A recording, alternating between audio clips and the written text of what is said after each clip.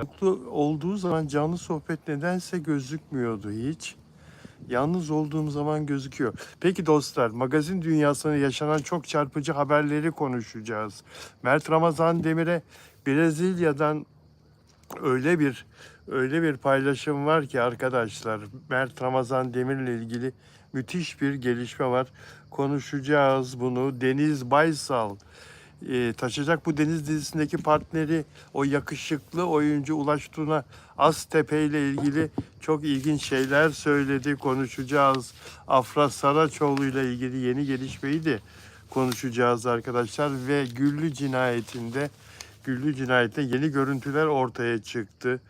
Yeraltı dizisiyle ilgili çok çarpıcı bir ayrıntı var. Onu da konuşacağız ve nihayet sizlere kavuştum. Aman ne güzelmiş, ne güzelmiş sizlerin yorum mesajlarınızı görmek, canlı yorumlarınızı görmek ne kadar güzelmiş.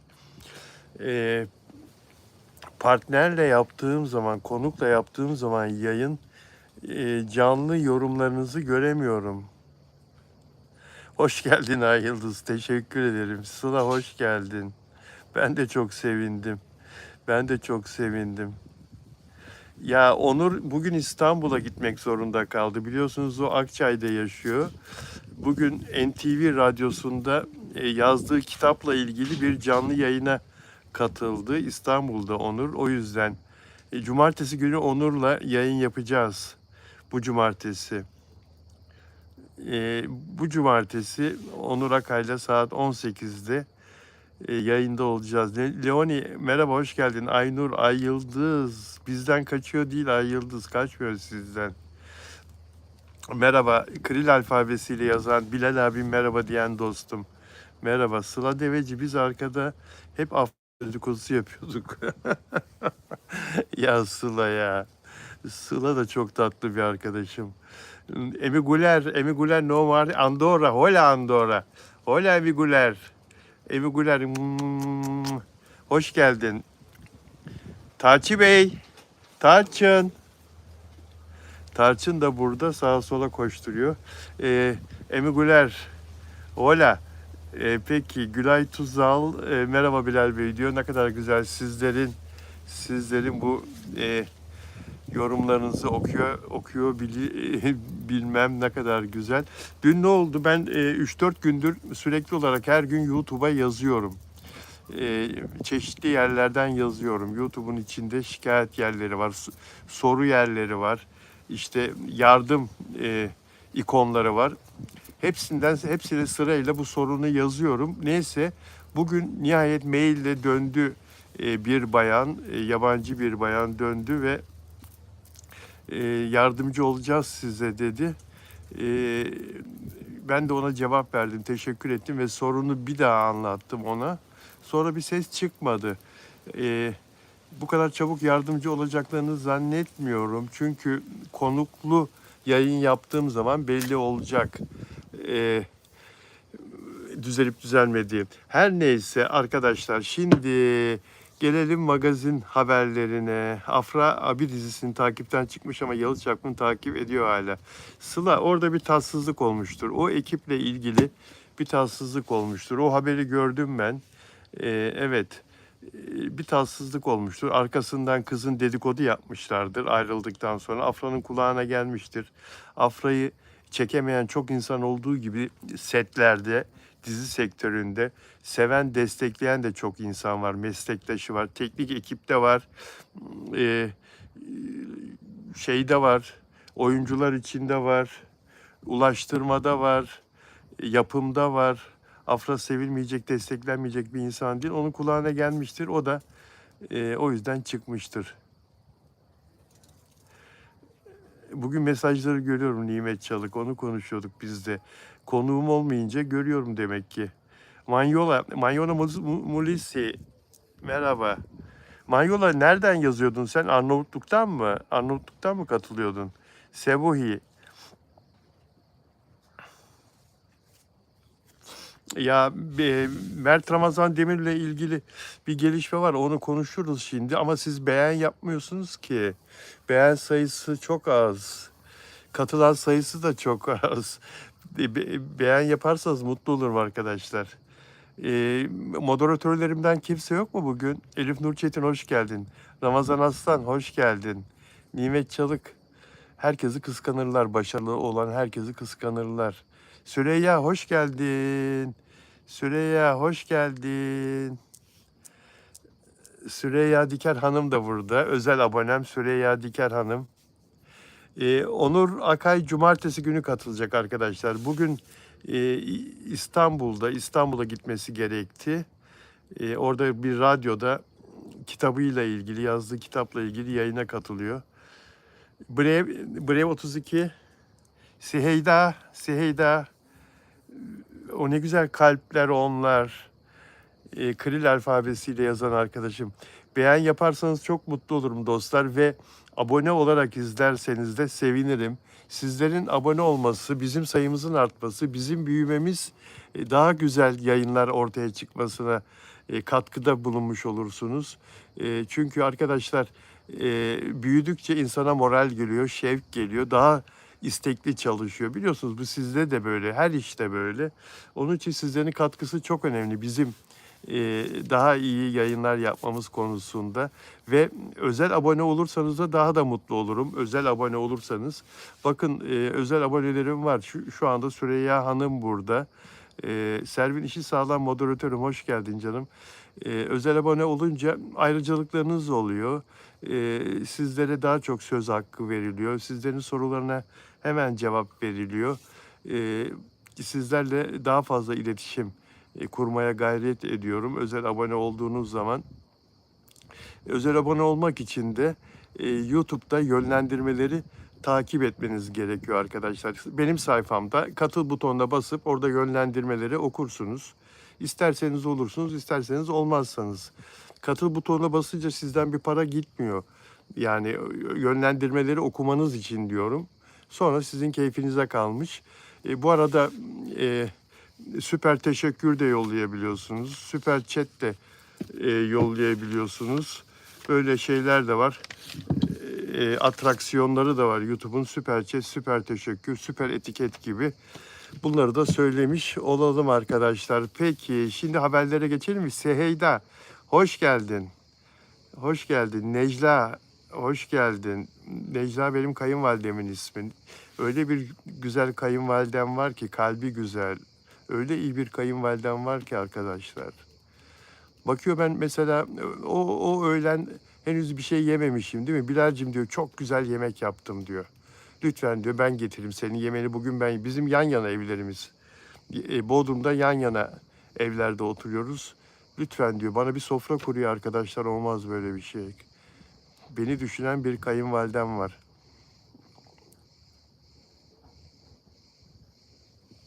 Charlene, Sıla Deveci, Servin İşi Sağlam bir arkadaş biraz çirkin bir yorum yazdı galiba yukarıda para kazanmayla ilgili. Ben mi yanlış gördüm? Hızlı geçti. Bir baksana ona. Sıla Deveci teşekkür ederim. Servin. Altyazı şöyle oldu Servin. Yalnız yayın açınca düzeldi. Tabii ilgili yerlere de başvurdum YouTube'da. Bakalım konuklu yayında nasıl olacak? İpek bugün Kıbrıs'a gitti. Şu anda havalimanında İpek. Uçakta şu anda. Kıbrıs'a götürüyor kızını gezmeye. Süreyya Diker hanımefendi özel abonem. Çok teşekkür ederim. Çok naziksiniz. Çok teşekkür ederim. Servin engelledim diyor. Teşekkür ederim Servin moderatörüm. Çirkin sözlere hiç gerek yok arkadaş. Hiç kırıcı olmaya gerek yok arkadaşlar. Peki şimdi Deniz Baysal bir sohbet programına katıldı. Melis İşiten bir süredir oyuncu Melis İşiten YouTube'da program yapıyor. Taşacak Bu Deniz dizisinin oyuncusu Deniz Baysal 7 yıllık kocası Barış Yurtçu'yla bir boşanma sürecinde, biliyorsunuz çekişmeli boşanma sürecinde. Kadıncağızın derdi büyük. Allah kolaylık versin. Bu programa katıldı. Orada kendisine Melis İşiten Ulaş Tuna Aztepe'yi sordu. Partneri, dizideki oyuncu arkadaşını sordu. Ulaş aşırı disiplinlidir.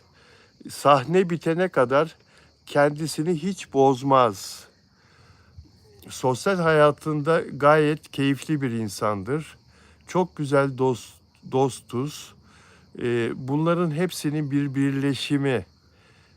Bu kadar iyi anlaşmamızın sebebi bunların hepsinin birleşimi. Sen iyi olursan karşısındaki insan da iyi olur. İyi bir arkadaşlık kurarsın. Deniz Baysal, Ulaş Tuna Aztepe'yi methetmiş. Zaten Ulaş'ın karakterli bir insan olduğu, iyi bir insan olduğu yüzünden de belli. Allah insanın kalbini yüzüne yansıtır derler ya, doğru arkadaşlar. Ekrandan da geçiyor zaten. Öyle değil mi? Kötü insanı bir görüşte zaten hissediyorsun. Begonviller Ege bölgesinde, Ege ikliminde ve Akdeniz ikliminde yetişen arkadaşlar, benzersiz bir çiçek. Çok güzel renkleri var. Çeşitli renkleri var ama en bilinen rengi bu. Eylül ayı gelince begonviller de artık yavaş yavaş kalkmaya başlar ağaçlardan. Yavaş yavaş tamamen dökülmeye başlar. Ekim'de hiç kalmazlar. Begonvillerimin az bir zamanı kaldı. Arkamda da görüyorsunuz. Peki arkadaşlar. Nelly de Manzano, hola. Hola Nelly de Manzano desde Arjantina. Arjantin'den Nelly de Manzano özel abonem, özel üyem geldi. Nelly de özlettin kendini. Vallahi özlettin. Hoş geldin. Teşekkür ederim. Her yayında hemen hemen yayının başında uğruyor Arjantin'den.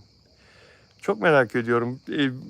Nerede? Bizde saat 18. Orada tabii Güney Amerika'da, Arjantin'de saat daha değişik. Hatta iklim değişik. Şu anda orada kıştan yaza doğru geçecekler. İlkbahara geçecekler daha doğrusu. Kıştan ilkbahara doğru geçecekler. Bizde Eylül, onlarda işte Mart gibi. İlkbaharın ilk ayı gibi olacak biz Eylül'e girerken. Nelida'yı şu açıdan çok merak ediyorum. Ne hissediyor? Bizi bu saat farkıyla böyle izlerken ne hissediyor?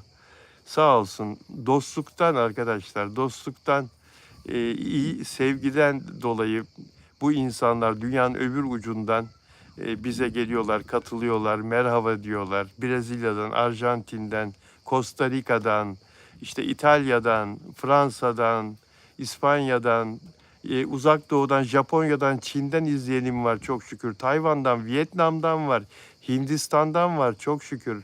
Bunlar oyuncularımızı sevdikleri için, öncelikle dizilerimizi sevdikleri için, sonra da sağ olsunlar bizlere kalpleri ısındığı için buralardalar. Görüyoruz, konuşuyoruz onlarla, arkadaşlık, dostluk kuruyoruz. Allah razı olsun hepsinden. Başarılı aktör diyor Nimet Ulaş için. Akışta ne problemi var Berrin? Arjantin'de sabah mevsim ilkbahar diyor Turan Eldem. İlkbahara Arjantin'de 4-5 gün kaldı. Lübnan'dan Dotasel, Lübnan'dan merhaba. Seheyda, Sydney'den Demir Karadağlı, Avustralya'dan. Gerçekten dünyanın en uzak noktası bize göre. Demir Karadağlı, Sydney'den uçağa binseniz Türkiye'den 18 saat, 16 saat durmadan uçarsan değil mi Demir? 16 aktarmalı uçunca 23-24 saat. Evet, beğen yaparsanız memnun olurum. Özgen çok teşekkür ederim. Sağ ol kardeşim. Evet dostlar, beğen yaparsanız katkıda bulunmuş olursunuz ve abone olarak izlerseniz de çok teşekkür ederim size eğer abonem olursanız. Peki Gülben Ergen'in abone geliri, Instagram'da abonelik kurmuştu Gülben Ergen 1,5 ay evvel. Aylık kazancı 550 bin lirayı buluyor abonelik sisteminden. Instagram'da özel içeriklerini paylaşıyor.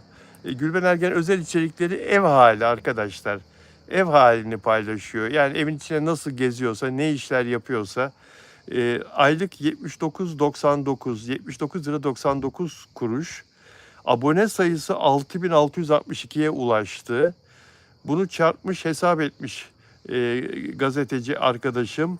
550 bin lira aylık geliri var Gülben Ergen'in.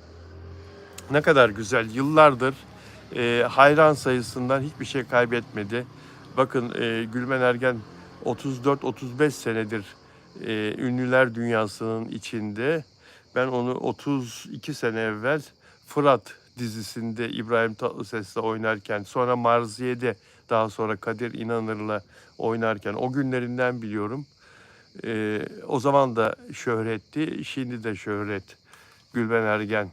Kim ne derse desin. Demek ki kadın bazı şeyleri doğru yapıyor ki kendileri bu kadar çok sevdiriyor. Ama çok eleştiriliyor. Zaten arkadaşlar başarılı insanlar eleştirilirler. Ne kadar çok eleştiriliyorsan o kadar çok takip ediliyorsun. O kadar çok merak ediliyorsun. O kadar çok izleniyorsun. Eleştirilmekten çekinmeyin. Kendi işinizde de ne kadar çok eleştiriliyorsan o kadar seni çekemeyen, kıskanan var. İnanın bana. Bir de şu gerçek, bana hayat şu gerçeği öğretti. Bakın yanımda konuk olmadığı zaman ne kadar geveze oluyorum, değil mi? Ne kadar çok konuşuyorum. Kim dedi onu? Birisi dedi ki konuk varken de gevezesin. Hayır, öyle değilim. Hanginiz söylediniz? Hayır. Hayat bana ne öğretti onu söylüyordum. Ne kadar yükselirsen o kadar çok paçandan tutup aşağı çekmek isteyen çoğalır. Sen ne kadar çok yükselirsen. Başarılı insanları çekemeyenler çok arkadaşlar.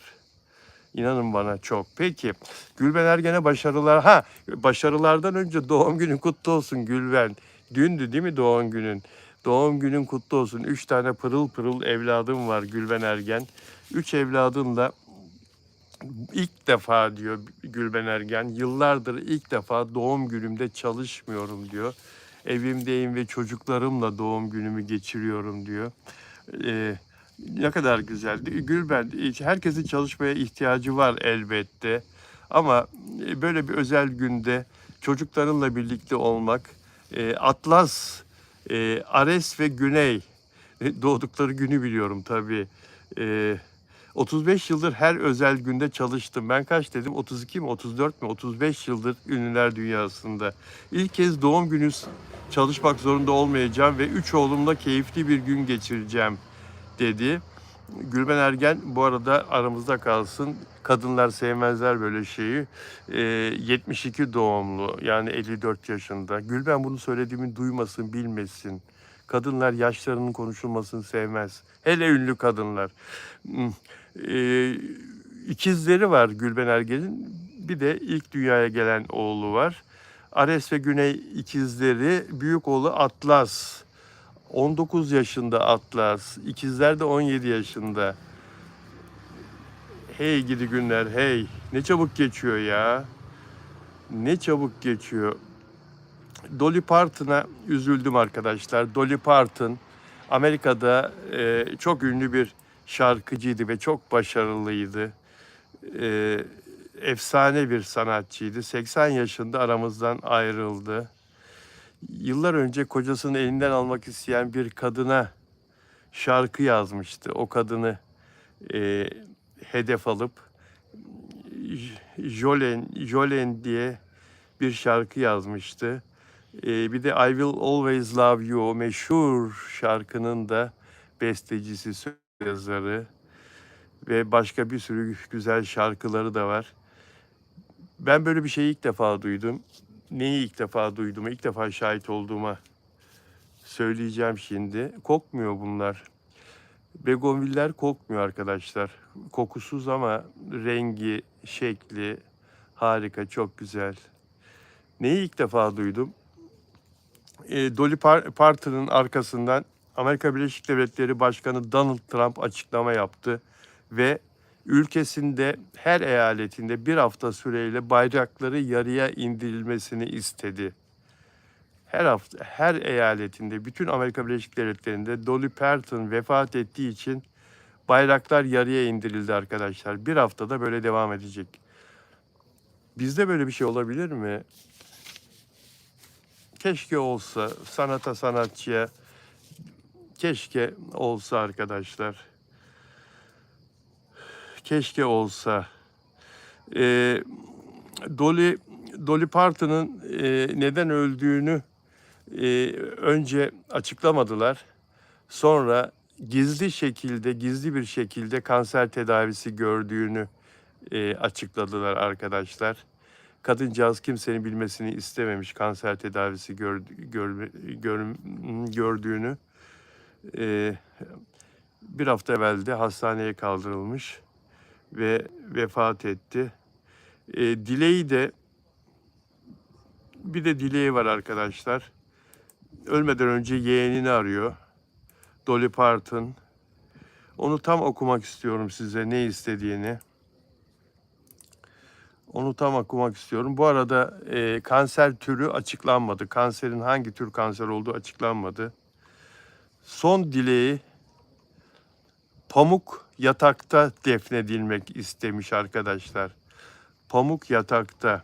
O cümleyi tam okuyayım size. Ünlü şarkıcının yeğeni ve uzun süredir güvenlik müdürü olarak çalışan Brian Seaver, Parton'ın ölümünden önce kendisini aradığını ve yumuşak pamuktan yapılmış güzel bir yatakta defnedilmeyi istediğini açıklamış. Allah rahmet eylesin. Allah rahmet eylesin. Amerika'nın çok başarılı bir şarkıcısı, country müzik şarkıcısıydı. Allah rahmet eylesin. Beğen yaparsanız ve abone olarak izlerseniz mutlu edersiniz beni arkadaşlar.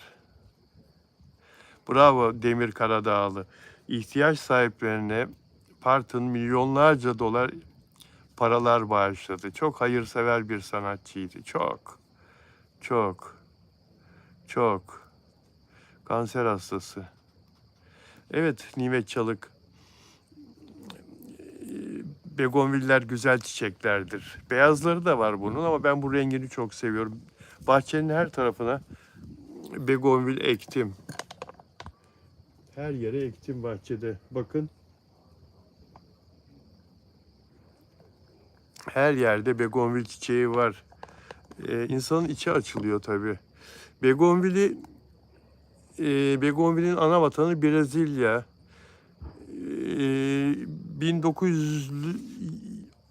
20'li yıllarda Fransız bir subay askeri gemiyle gittiği Brezilya'da bu çiçekleri görüyor. Bu çiçekleri görüyor ve bunlardan alıyor getiriyor Fransa'ya. Fidanlarından alıyor getiriyor Fransa'da.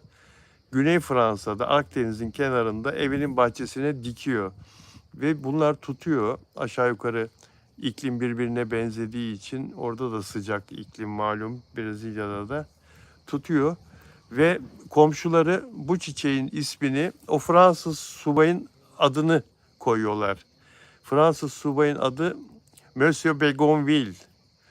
Monsieur Begonville'miş soyadı. Çiçeğe de Begonville çiçeği diyorlar. Öyle Begonvil çiçeği olarak dünyaya bu isim yayılıyor arkadaşlar. Sıla Deveci Muğla deyince bu çiçekler geliyor aklıma diyor. Evet, İzmir'den aşağıda Antalya'ya kadar filan Antalya'da da var begonvil çiçekleri. Muz ağaçları da var arkada Gülay Tuzal doğru. İstanbul'da bu çiçek olmuyor mesela. İstanbul'da don olduğu için 7 derecenin altında bu çiçekler yetişmiyor. Peki çiçekler magazine geçelim arkadaşlar. Şimdi Mert Ramazan Demir'le ilgili ilginç bir haber var. Onu biraz sonra konuşacağız. Afra Saraçoğlu'nu da konuşacağız. Hande Soral, oyuncu Hande Soral evlilikle ilgili bir şey söylemiş. Katılır mısınız, katılmaz mısınız diye soracağım. Eğer evlilik doğru kişiyle ise diyor Hande Soral, şahanedir diyor. Aşık olduğun adamla evlendiğin zaman en yakın arkadaşınla ömrünün sonuna kadar geçen bir festival gibidir diyor evlilik. Hele bir de çocuğunuz olduğunda, o aile büyüdüğünde hikaye daha da büyüyor diyor Hande Soral. Şimdi ben fotoğrafını da göstereyim. Aile fotoğrafını da göstereyim Hande Soral'ın. Affedersiniz. Bunlar güzel sözler tabii de. Yani her şeyin dört dörtlük olması. Yani Allah öyle veriyor ki arkadaşlar. Bir şeyi veriyor, öbür şey başka bir şey eksik kalabiliyor. Allah korusun ama işte sağlık filan dertleri olmasın. Bakın ne kadar güzel, ne kadar mutlu bir aile. Her şeyin dört dörtlük bir arada olması keşke olsa ya. Her zaman olmaz. Hande çok şanslı. Hande çok şanslı. Demek ki adam gibi bir adamla evli. Sağlıkları yerinde, gelirleri, ekonomik durumları iyi. Şu durumda, şu günlerde mesela ekonomik sıkıntılar çoğu ailede huzurun kaçma nedeni. Yani çoğu ailede huzurun kaçma nedeni.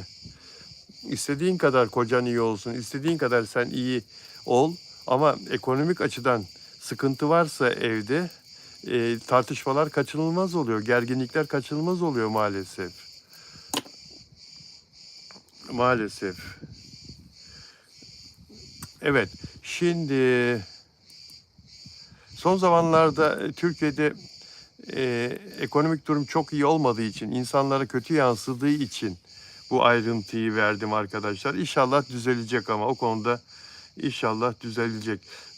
Evet, son bir haftada en popüler kadın oyuncular listesi biliyorsunuz. Her hafta bu listeler yenileniyor.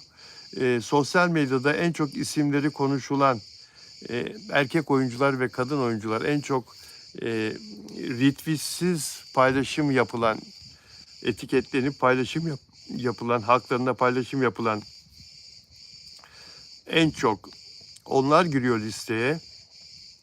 Bakın Daha 17 dizisi bu anlamda da damgasını vurdu sosyal medyaya. Çok tuttu, çok başarılı. Dolayısıyla çalışanlarına, oyunculara yansıyor bu başarı. Helin Elveren bu listede birinci sırada arkadaşlar. En popüler kadın oyuncular 18-24 Ağustos haftasında. Helin Elveren o dizide yan karakter gibi duruyordu ilk başta. Yan karakter gibi başladı ama kız o kadar güzel oynuyor ki yüzüyle, mimikleriyle, bakışlarıyla, oyunculuğuyla kız başrolü kaptı. Başrole yükseldi. Teoman'la takır takır karşılıklı oynuyorlar. Değil mi? Deniz kızı, Deniz. Bir oyuncunun başarısıdır bu ve kızın doğru dürüst ilk dizisi. Yarım yamalak bir dizide daha oynamış daha önce. İlk dizisi kızın. Helin Elveren 19 yaşında. Senaryo da çok iyi. Ve birinci sırada Helin Elveren. Afra Saraçoğlu ikinci sırada. Helin Elveren'in 22.700 paylaşımı var hakkında. Afra Saraçoğlu'nun 17.800 paylaşım var hakkında. Tabii fanların da etiketleyip sizler de yapıyorsunuz ya sevdiğiniz oyuncularla ilgili hemen bir etkileşimde bulunuyorsunuz sosyal medyada. Ama Helin Elveren'le ilgili son 2 haftada yapılan röportajların da buna çok büyük etkisi var. Kız gündemde başarısıyla. Evet, 3. sırada Ceren Ayruk. Alın bakın bir Daha 17 dizisi oyuncusu daha. Ceren Ayruk 14.100. Deniz Baysal 4. sırada. Boşanma haberleriyle çok gündeme geldi Deniz Baysal. Sosyal medyada en çok hakkında paylaşım yapılan, konuşulan 4. sırada. Ayça Ayşin Turan 5. sırada. Demet Özdemir 6. sırada. Demet Özdemir'in şu anda bir projesi, bir dizisi var mı? Yok ama fanları çok seviyor onu. Zeynep Atılgan 7. sırada. Hande Erçel 8. sırada. Nesrin Cevatzade o da Daha 17'den 9. sırada. Miray Daner 10. sırada. Bu arada Miray Daner demişken arkadaşlar bir şey duydum. Disney Plus Mert Ramazan Demir ile Miray Daner'in Bize Bir Şey Olmaz dizisinin 2. sezonunu çekmek istiyor. Çekmek istiyor ve bunu epeydir istiyorlar. Çünkü dünyada çok büyük ses getirdi. Bize Bir Şey Olmaz Disney Plus'ta. Dünya globalde, dünya çapında en çok seyredilen 10. dizi, ya ilk 10 arasında, 10. dizi demeyeyim de ilk 10 arasında, ülkelere göre değişiyor sıralama. Bu çok önemli bir şey arkadaşlar. Yani Mert Ramazan Demir'in büyük başarısı, Miray Daner'in büyük başarısı. Bu ikili tutmuştur arkadaşlar. Disney Plus 2. sezonu çekmek istiyor ama ne zaman? Susuz Yaz başlayacak çekimler yakında. kas tamamlandıktan sonra, hazırlıklar tamamlandıktan sonra inşallah susuz yaz tutacak. İnşallah Mayıs'tan sonra bir 10 gün dinlenir Mert, bu diziye başlar. Bize bir şey olmazı çekerler diye düşünüyorum ama isterse, istemeyebilir de belki de ben tatil yapacağım Mayıs'tan sonra der. Bilemeyiz arkadaşlar, gelecek ne gösterecek ama böyle bir Disney Plus bastırıyor, böyle bir duyum aldım. Bunu bekliyordum diyor Sıla Deveci. İlk sezon arafta kalarak bitti diyor Sıla Deveci. Elif Nurçetin bize bir şey olmaz, bayağı etkileşim aldı. İkinci sezon olmasına şaşırmadım diyor. Mert ister diyor Sıla Deveci. Evet, dünya çapında izleniyor çünkü ister. Değil mi? İster. İster. İstesin, istesin. İstesin zaten. Beğen sayısını artırabilirseniz arkadaşlar ne kadar mutlu oluruz. İsterseniz bir de Tarçın söylesin bunu. Tarçın, gelip bir havlar mısın? Taçi bebek. Taçi Bey. Gel. Gel Taç. Uyuyor galiba. Hiç istifini bozmuyor, biliyor musunuz? Taçi Bey. Taçi Bey, sana sesleniyorum. Etrafı mı seyrediyorsun? Oho. Keyif keka. Keyifler keka. Kaşınıyor. Dostlar. Susuz yaz, evet. Elif Nurçetin ortada partneri yok diyor. Mert'in diyor. Görüşmeler sürüyor arkadaşlar. Bir yandan da deneme çekimleri yaptıklarını duyuyorum bazı oyuncularla. Ama çok istedikleri bir oyuncu var. Onun kim olduğunu sizler de iyi biliyorsunuz. Bilmiyorum nasıl olur, anlaşabilirler mi? Servin işi sağlam. Lütfen beğeni yapalım diyor. Servin'i destekliyorum arkadaşlar. Peki, mesajlarıma bakmaya devam edeceğim. İtalya'da arkadaşlar çok desteklediğim trafik yasasında bir değişiklik yapıldı. Sizlerin fikrini sormak istiyorum. İtalya'da,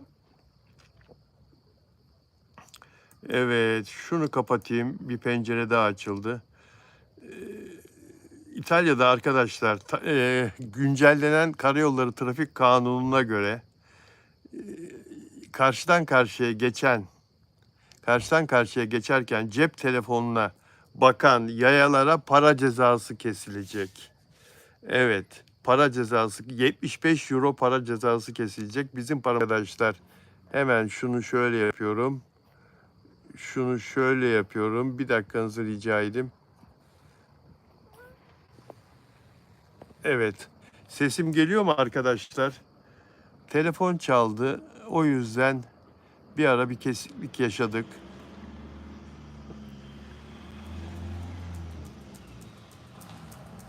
Evet, kurye geldi. Kurye geldi. Kargo geldi daha doğrusu. O aramış. Pardon arkadaşlar. Tarçın da kargoya geliyor. Kargo geldi. Oraya atıver. At oraya. At oraya kardeş. At. Teşekkür ederim. Teşekkür ederim. Bakın Tarçın'a bakın. Tarçın hemen uyandı. Hemen kalktı Tarçın. Hemen göreve. Tarçın, gel buraya. Çok ayıp. Çok ayıp. Buraya gelir misin? O paketi getir buraya. O kadar çok isterdim ki köpeğimin getir buraya dediğim şeyi alıp ağzıyla getirmesini. Komşumuzun Ankara'da otururken köpeği ağzıyla terlikleri getiriyordu misafirlerin ayağına. Bayılıyordum, onu alıştırmışlar. Sizin öyle köpeğiniz var mı? Komutla şunu getir deyince getiren. Ya bizim Onur Akay'ın köpeği arkadaşlar. Bakkala gidiyor, gazete alıyor geliyor ya. Onur Akay anlatsın size. Ayfer, ne sordun? Ayfer, ne sordun? Geliyor değil mi sesim? Çok sevindim. Evet, İtalya'daki bu uygulama, karşıdan karşıya geçerken cep telefonuna bakarsan neden bu uygulama yürürlüğe girdi biliyor musunuz? Yayaların cep telefonuna bakarken karıştığı trafik kazaları son 2 senede acayip artmış arkadaşlar. Acayip çoğalmış. Yola bakacağına yaya geçerken cep telefonuna bakmaya devam ediyor. O yüzden İtalya'da O yüzden İtalya'da böyle bir kanun değişikliğine gidildi arkadaşlar. Ama kaldırımda yürürken cep telefona bakanlara bir ceza yok. Onların cezasını zaten Allah veriyor. Ya kafalarını direğe çarpıyorlar ya ağaca çarpıyorlar. Oğluma her zaman tembihliyorum hidayeti. Aman diyorum oğlum, kaldırımda yürürken cep telefonuna bakıp gezme. Çünkü maçlara falan meraklı ya, transferli haberi alacak. Bakıyor yürürken yolda, aman diyorum yapma. Allah korusun ya, ayağın takılır düşersin. İtalya'daki bu uygulama bizde de olsun mu arkadaşlar?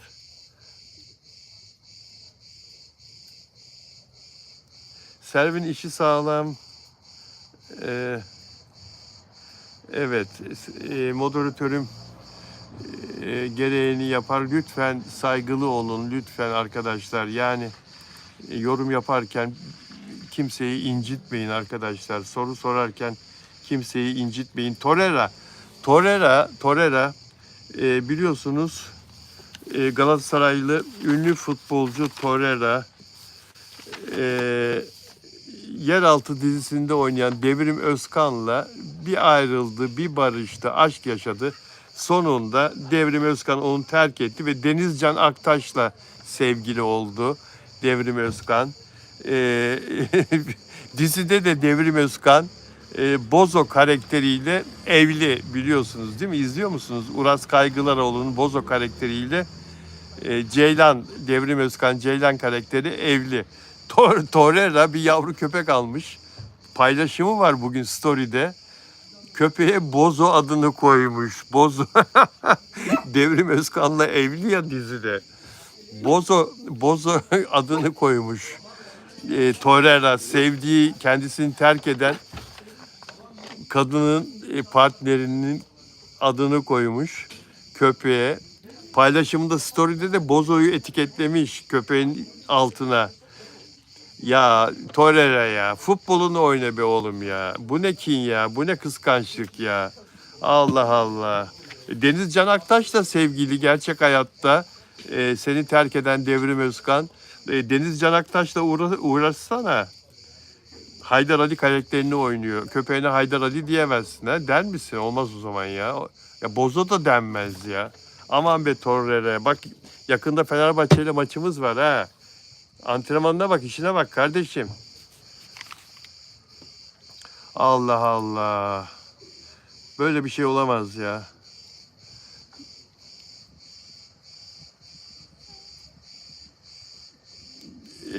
Dostlar, arkadaşlar, abone olarak izlerseniz mutlu edersiniz. Ve özel abone olmanız da kıymetli. Özel abone olursanız da kıymetli. Onun için yapmanız gereken şey ana sayfada katıl butonuna basıp yönlendirmeleri takip etmek. Beğen yaparsanız yine çok seviniyoruz. Beğen yapmanız da bizim için önemli arkadaşlar. Bizi arkadaşlarınıza, dostlarınıza tavsiye ederseniz mutlu oluruz. Haftanın 7 günü her gün 1 saat canlı yayın sadece bu kanalda. Magazin canlı yayını sadece bu kanalda.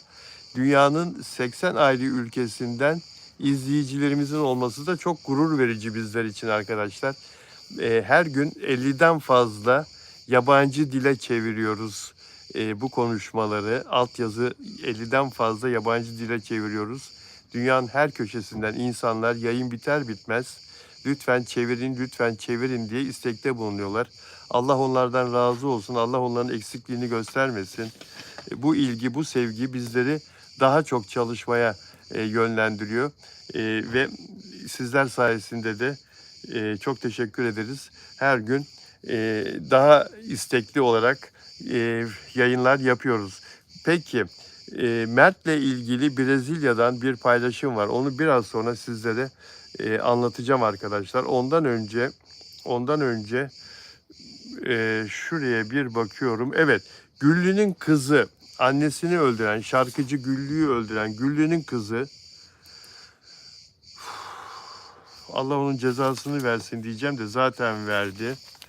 Güllü'nün kızının olaydan hemen sonra annesi 6. kattan düştükten hemen sonra çekilen apartmanın güvenlik kameralarının çektiği yeni görüntüleri ortaya çıktı arkadaşlar.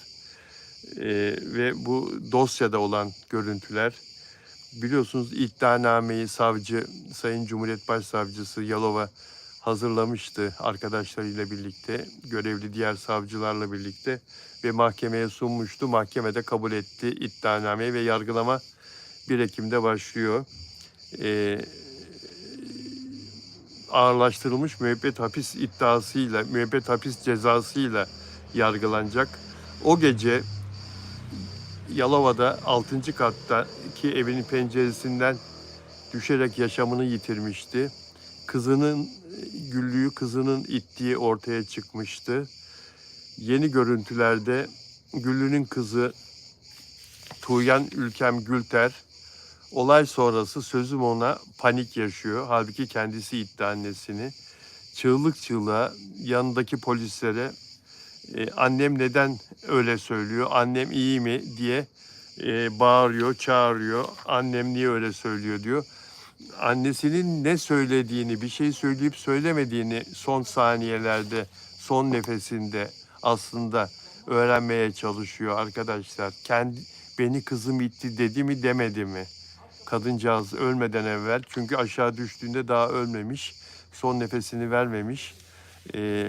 Yani ölmek üzere, kanlar içinde, bütün vücudu kırılmış, parçalanmış ve polisler başında, kızı da başında. Ondan sonra kızını alıyorlar annesinin başından ve polislere annem ne söylüyor, annem ne söylüyor diyor. Merak ediyor çünkü. Beni kızım itti dedi mi demedi mi diyor. Çünkü kızının ittiği bilirkişi raporlarında belli oldu arkadaşlar, açık pencereden biliyorsunuz. Polislere panikle annem iyi mi, annem niye öyle söylüyor diye ne söylediğini öğrenmeye çalışıyor. O sırada polisler de onu sakinleştirmeye çalışıyorlar. Hatta bir tanesi de diyor ki annen bir şey söylemiyor diyor. Polis de yani kim bilir nasıl rahatlamıştır polisten o lafı duyunca arkadaşlar. Hadi görüşürüz diyerek annesini açık pencereden aşağıya hiç acımadan atan bir evlat. Arkadan kalçasından, baldırından tutarak annesini arkadan sinsice yaklaşıp açık pencereden aşağıya atan meşhur şarkıcı, arabesk şarkıcısı Güllü'yü, öz kızı böyle ölüme göndermişti. Türkiye'nin yaklaşık bir senedir, bugün 1. yılı değil mi arkadaşlar? 26 Eylül'de vefat etmişti. Bugün bugün ayın kaçı? 26 Eylül'de vefat etmişti. E,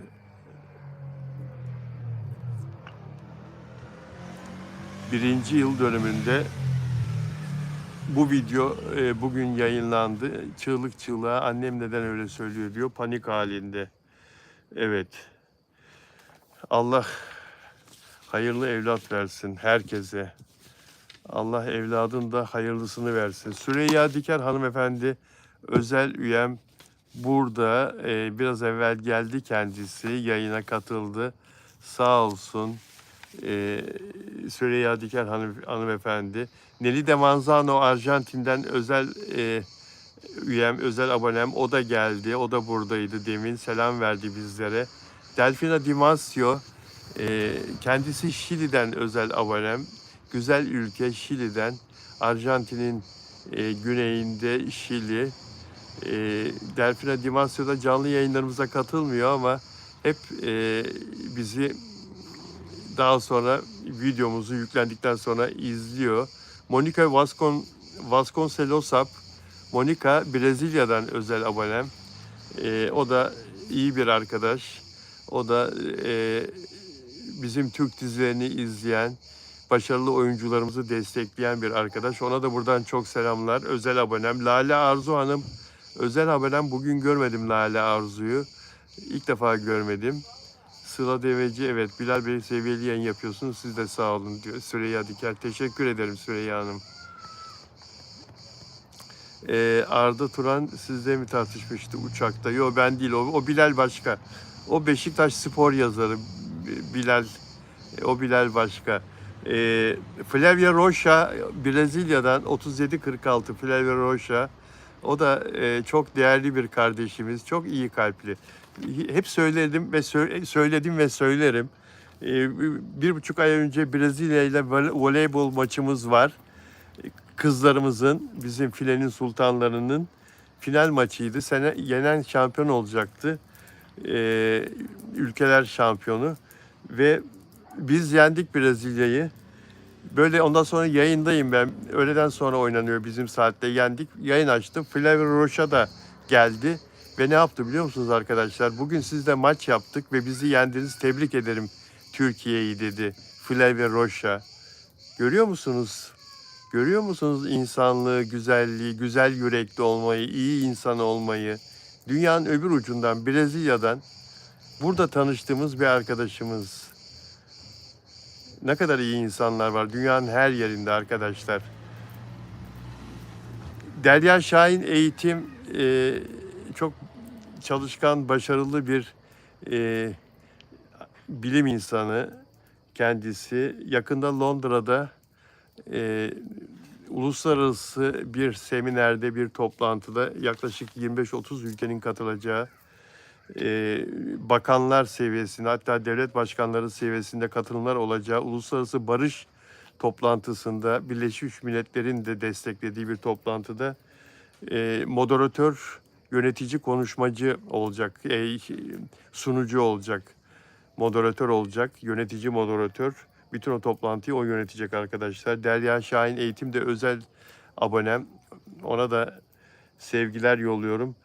Martak 3465 Costa Rica'dan özel abonem Martak. En son özel abonem. Kendisine de kucak dolusu sevgiler. Bu begonvilleri gönderiyorum. Bu gördüğünüz pembe begonvilleri gönderiyorum Martak. 3465 özel aboneme. Peki arkadaşlar, dostlar, Mert'in en sevdiği iş oldu diyor. Bize bir şey olmaz diyor. Bir arkadaşımız, ismini göremedim. Peki arkadaşlar, şimdi bu haberi, Güllü konusunu konuştuk.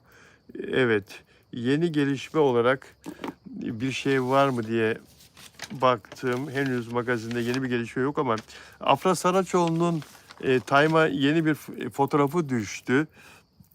Stilisti Oğuz Erel paylaştı. Görmüşsünüzdür siz de.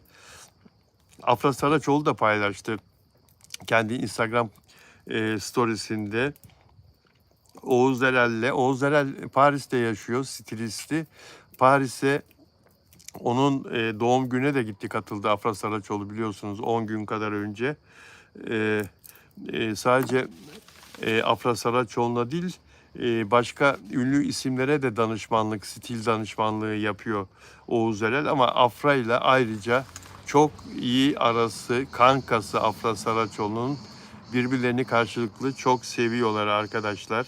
Afra Saraçoğlu'yla. Afra'nın katıldığı ödül törenleri, özel davetler, kırmızı halı etkinlikleri gibi yerlerde onun şıklığından, gardırop seçimlerinden, giyiminden sorumlu Oğuz Erel. Tabii ki bir yıldız oyuncunun moda danışmanı, onu her türlü stil anlamında her türlü destekleyen, yanında olan, arkasında olan, bu işin uzmanı bir kişiye ihtiyacı var. Afra Saraçoğlu da kendisini Oğuz Erel'e teslim etmiş durumda arkadaşlar. İş dışında da çok yakın arkadaşlıkları var. Dediğim gibi geçtiğimiz günlerde de Paris'e sırf onun doğum gününe katılmaya gitti Afra Saraçoğlu. Böyle bir dostluk, arkadaşlık onlarınki. Peki dostlar, şöyle notlarımı karıştırıyorum, bakıyorum. Evet. Bu arada dostlar, abone olarak bizi izlemeniz çok değerli, çok önemli bizler için. Abone olursanız bizim yükselmemize katkıda bulunuyorsunuz arkadaşlar. Sayılarımızın artması bize güç veriyor. 70.000 aboneye yaklaştım. Televizyonlarda program yaptığım zaman televizyon patronları YouTube çekmemizi istemiyorlar. Fakat neden istemiyorlar? Çünkü yaptığımız televizyon programlarının YouTube kanalları var. Ekranda konuştuğumuz konular, televizyonda konuştuğumuz konuları bir süre sonra YouTube'a yüklüyorlar ve oradan da kanallar, televizyon kanalları para kazanıyorlar. Özel sözleşmeler yapılıyor. İşte biz vazgeçiyoruz paylaşmaktan. Onlar da bize onun karşılığında bir jest yapıyorlar gibi. Ama karar verdiğim bundan sonra televizyonlarda program yaptığım zaman e, üste ne verirlerse versinler sözleşmede YouTube'da yayın yapmaktan vazgeçmeyeceğim arkadaşlar. Eğer vazgeçmeseydim bugüne kadar şu anda 100 bini geçmişti abone sayım. Şu anda 70 bine doğru gidiyoruz. Onun için desteğinize ihtiyacımız var her zaman. Peki arkadaşlar. Şimdi evet, bize bir şey olmazın yeni sezonun çekimlerini çok istiyor diye konuştuk değil mi arkadaşlar? Disney Plus. Ama şu anda Susuz Yaz projesi gündemde ve Mert'in bize bir şey olmazı ayıracak. Viki'ye çok teşekkür ederim. Nimet Çalık çok teşekkür ederim. Vakti yok. Evet. Şimdi Ecea Pagani isimli Brezilyalı bir arkadaşımız var. Yıllardır bizi takip eder. Ben de sosyal medyada onu takip ederim. Brezilya'da şöyle bir paylaşım yapmış. Brezilya'da dizi eleştirileri konusunda uzmanlaşmış en iyi dergilerden biri olan Kaderna Pop, Türk oyuncu Mert Ramazan Demir'in yeteneğini ve performansını öven bir eleştiri yayınladı. Son zamanlarda bize bir şey olmaz, arkasından işte bu delikanlı, yarımda kalmış olsa delikanlı ve bu yeni gelecek olan proje Mert Ramazan Demir'i paylaşmaya doyamıyorlar arkadaşlar. Portekiz, İspanya, Arjantin, Brezilya, yani İtalya sosyal medyada ve ulusal medyalarında, o televizyon dergileri özellikle Mert Ramazan Demir haberlerine çok fazla yer veriyor. Şöyle diyor Kaderna Pop, en iyi dergilerden biri dizi eleştiri konusunda Brezilya'da. Mert Ramazan Demir inanılmaz, son derece kırılgan bir performans sergiliyor. Karakteri bölümden bölüme artan sessiz bir yorgunluk taşıyor. Mert'in duygusal istikrarını açıkça aşındıran bir ilişkiyi sürdürme çabasıyla karakterini canlandırma biçiminde çok insani bir şey var. Oyuncu karikatürize edilmiş patlamalardan kaçınıyor. Oyununu ortaya koyarken, yani öyle bazı oyuncular rol yaptıklarını belli ederler. Aşırı abartarak rol yaparlar.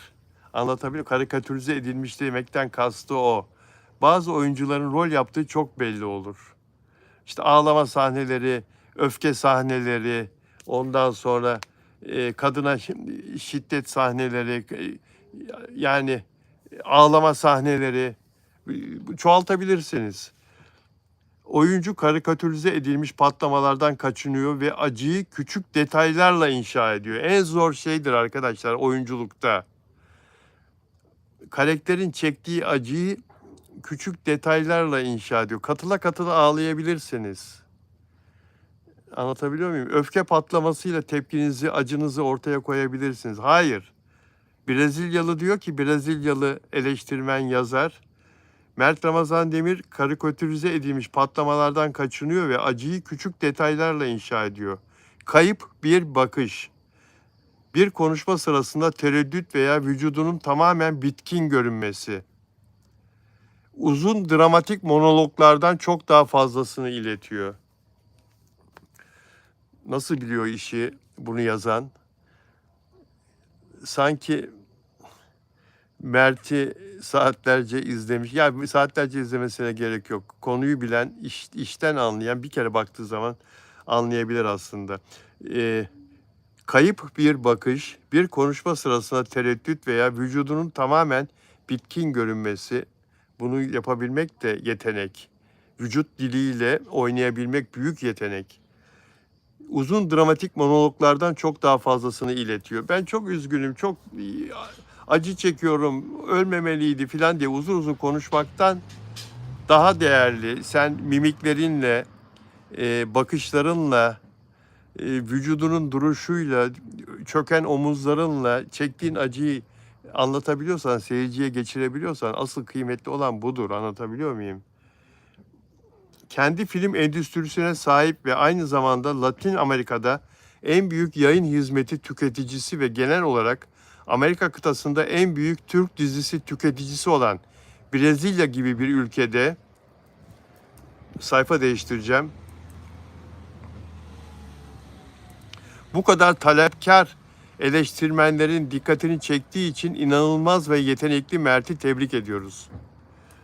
Bakın bu cümle çok önemli arkadaşlar. Brezilya'nın dizi sektöründe büyüklüğünü de anlatıyor eleştirmen, aynı zamanda yazar, o derginin yazarı. Kendi film endüstrisine sahip ve aynı zamanda Latin Amerika'da en büyük yayın hizmeti tüketicisi ve genel olarak Amerika kıtasında en büyük Türk dizisi tüketicisi olan Brezilya gibi bir ülkede bu kadar talepkar eleştirmenlerin dikkatini çektiği için inanılmaz ve yetenekli Mert'i tebrik ediyoruz. Helal olsun ya. Helal olsun. Bu eleştirmen arkadaşın da yanaklarından öpüyorum. Bu Brezilyalı arkadaşım, bunu bize ileten Brezilyalı değerli arkadaşım Ejlea Pagani 5 hesabının adı. Ejlea Pagani 5 benim bu konuştuklarımı bu Caderno Pop Brezilya dergisindeki bu yazıyı yazan yazara, eleştirmene gönderirse bu videoyu çok memnun olurum. Kendisiyle ilgili bu söylediğim sözleri dinlemesini, duymasını isterim. Arkadaşlar Brezilyalılar hakikaten Türk dizilerini çok yakından takip ediyorlar. Güney Amerika'da herkes biliyorsunuz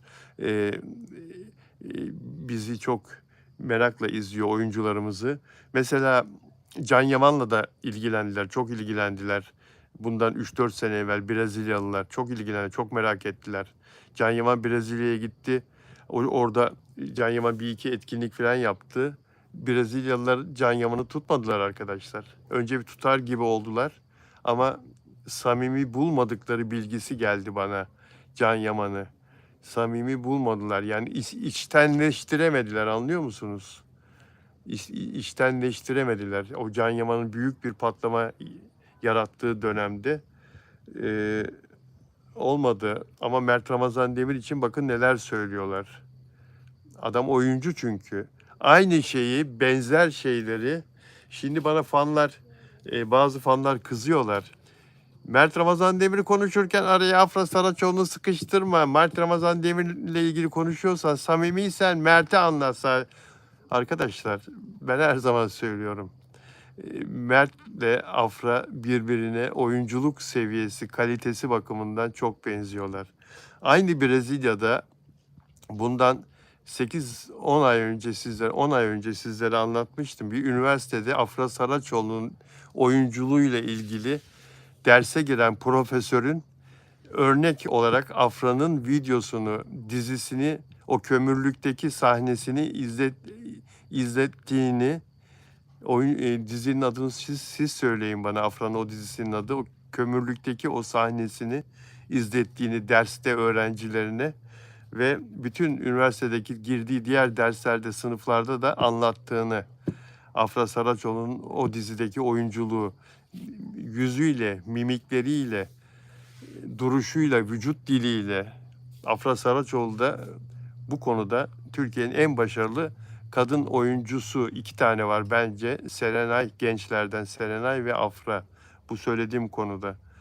Kardeş Çocukları diyor Gülseren. Bravo Gülseren. Kardeş Çocukları dizisindeki kömürlük sahnesindeki, girin Google'da da vardır belki. Bak hadi bakalım hep beraber bakalım arkadaşlar. Kardeş Çocukları kömürlük sahnesi Afra Brezilya. Bakalım Google'a düşmüş mü? Afra Brezilya. Kardeş Afra Brezilya. Afra Tukarlı Üniversitesi Kömürlük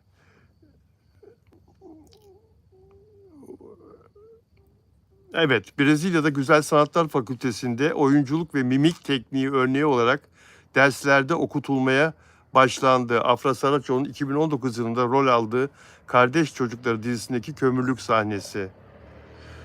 Ya gördünüz mü arkadaşlar? Yani mimiklerle Mert Ramazan Demir de aynı şekilde. Şimdi size okuduğum Mert Ramazan Demir'le ilgili oradaki e, değerli bir eleştirmen arkadaşının yazdığı bu yorumda, Mert'le ilgili yazdığı yorumla Afra'nın Brezilyalılar üzerine bıraktığı etkiyle çok örtüşüyor. Lütfen ama lütfen sizlerden rica ediyorum.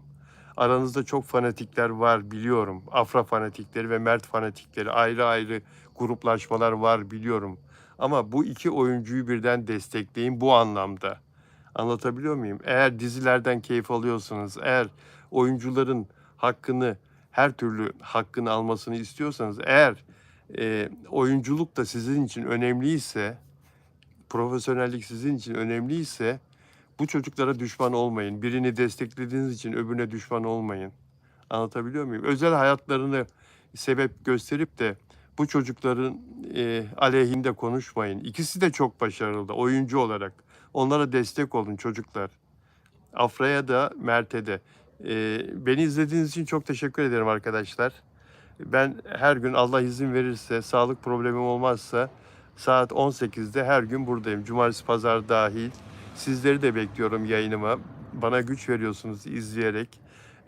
Sizlerden isteğim abone olarak izlemeniz ve beğen yapmanız. O konularda cömert olmanız, beğen konusunda ve abone olma konusunda. Özel abone olursanız da ayrıca daha çok sevinirim. Bir de bu chat mesajları da var. İşte biliyorsunuz süper chat, süper teşekkür gibi. Onları da kullanırsanız memnun oluruz. Peki. Hepinizi seviyorum. Vikya, Brev, Gülseren, Roşia Funşia. Evet. Evet. Sıla Deveci ben teşekkür ederim. Melika Satal.